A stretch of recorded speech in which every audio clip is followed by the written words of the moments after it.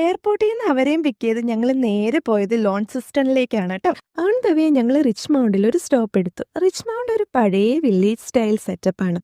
ചെറിയ convenience സ്റ്റോറും bakery ഒക്കെ ആയിട്ട്.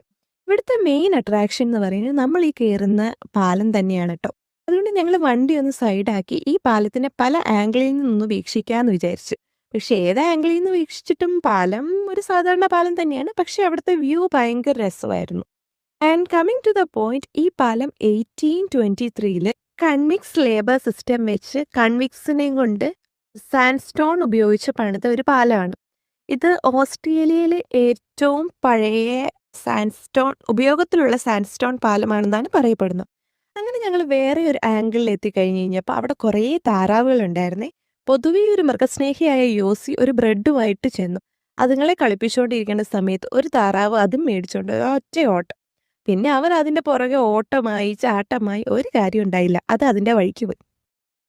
അത് കഴിഞ്ഞ് ഞങ്ങൾ ഈ കൺവിക്സിനെ താമസിപ്പിച്ചുകൊണ്ടിരുന്ന ഒരു ജയിൽ കാണാമെന്ന് വിചാരിച്ചു.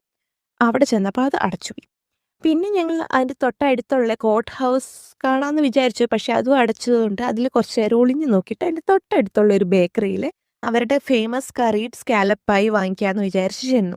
പിന്നെ ഒരു കടയിൽ കയറി കഴിഞ്ഞ് കഴിഞ്ഞാൽ ആവശ്യമുള്ള സാധനം മാത്രം വാങ്ങിച്ചിട്ട് ഇറങ്ങി വരിക എന്നുള്ളൊരു ശീലം പണ്ടേ ഇല്ലാത്തതുകൊണ്ട് ഒരു വാനില സ്ലൈസ് കൂടി വാങ്ങിച്ച് ഞങ്ങൾ ഞങ്ങളുടെ ലോൺസിസ്റ്റൺ യാത്ര തുടർന്നു.